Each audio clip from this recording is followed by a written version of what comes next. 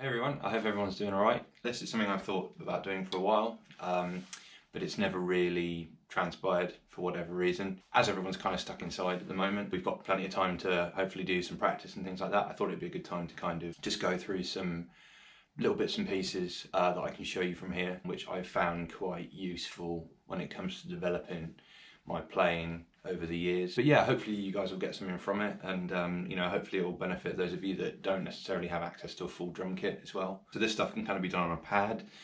It doesn't have to be specifically done on a practice pad. It can be done, on a pillow, or even just on your leg, or whatever, on a book, or whatever you have to hand really. The few things that I'm going to show you, I've used these as kind of like warm-up exercises and exercises for developing various aspects of my playing. A lot of them are really, really simple. They're things that, I think even if you're quite an advanced player, they're quite good just to kind of keep you in check. I actually put up a video of this before. It was about maybe 3 or 4 years ago. It's this little sticking pattern that I came up with several years ago. The story goes, so a lot of you guys will know Joe, the bass player from my band. He used to be in a metal band called Prometheus back in the day. Those of you that are based in Swindon will probably kind of maybe remember those guys. They had one song in particular which always kind of stuck in my head. It was a song called Take No Prisoners, and it had this opening guitar riff which was kind of sort of like quite a sort of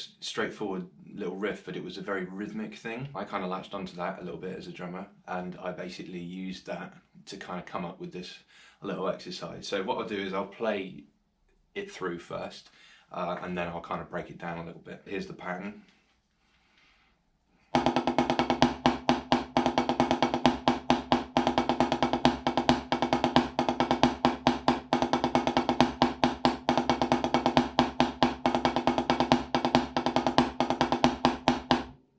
Okay, so I'll do that a bit faster.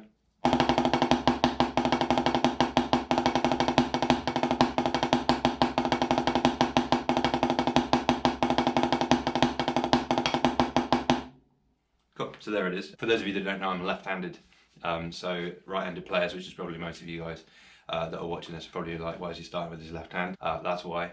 So anything I kind of explain to you now, I'll do my best to kind of explain it in right-handed terms. If you ever hear me, most of the time I hear me saying lead with your left, what I really mean is lead with your right. Essentially what it is it's split between doubles and singles, as you probably just saw. What I'm doing is all of the eighth notes in the song, or in the riff rather, are played with single strokes, and all of the 16th notes are played with double strokes.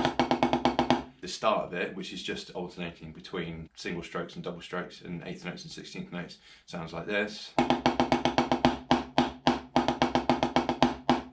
So that's pretty straightforward. Obviously you can use that as an exercise in its own right to kind of go between doubles and singles.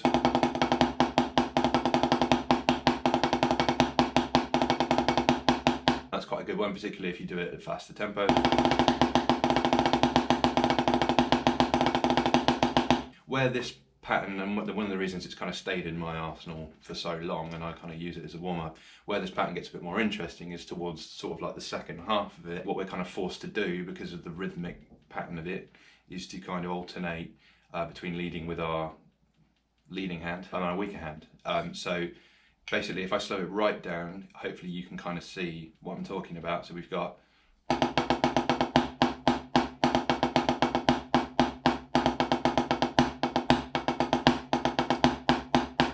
so that's that little bit there was the bit I was talking about there.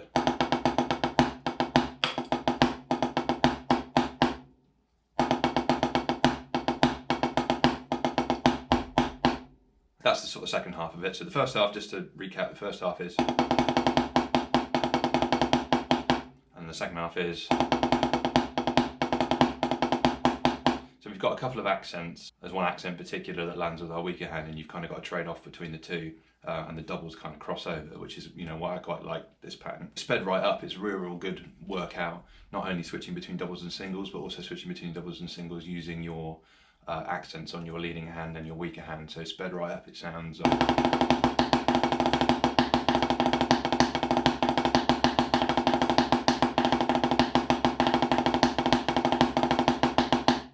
a little bit quicker.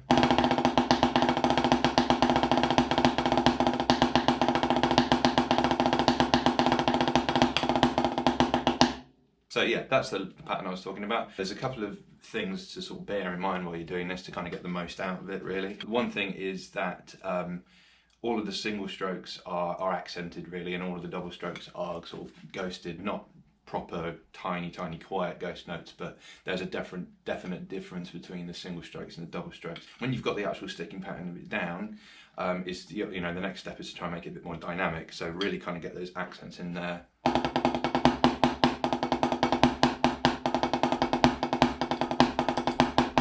You'll notice that my doubles are much quieter than my accents, so that's another reason why I think this pattern's quite cool. And yeah, the other thing really is to kind of really kind of work on actually physically playing those double strokes. I'll probably go into this a little bit more in another video, but one thing again that's really helped me in terms of just like my dynamics and my hand strength and stuff like that is when you're doing double strokes is to actually what you call work them rather than let them bounce. There's always going to be a certain amount of rebound depending on what you're playing on. It's another good reason why sometimes it's good to practice this on a softer surface like a pillow or one of those sort of moon gel workout pads, because it takes all that rebound right away and you're kind of forced to actually play everything using your actual body rather than the rebound of the surface that you're playing on. What you don't want is to let the sticks bounce and do too much of the work for you. So what you don't want is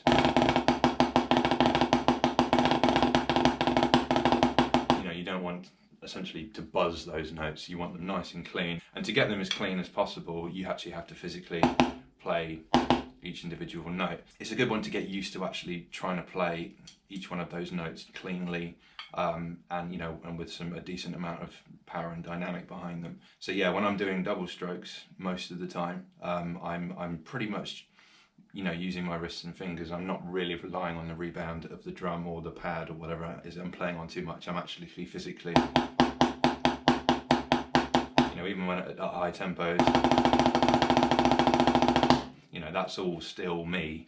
When you're getting faster, you kind of rely more on your fingers a little bit, whereas at slow tempos, a lot of it comes from the wrist. What you don't want is to get your elbows and stuff involved. You don't want anything like that. You want to keep it nice and tidy.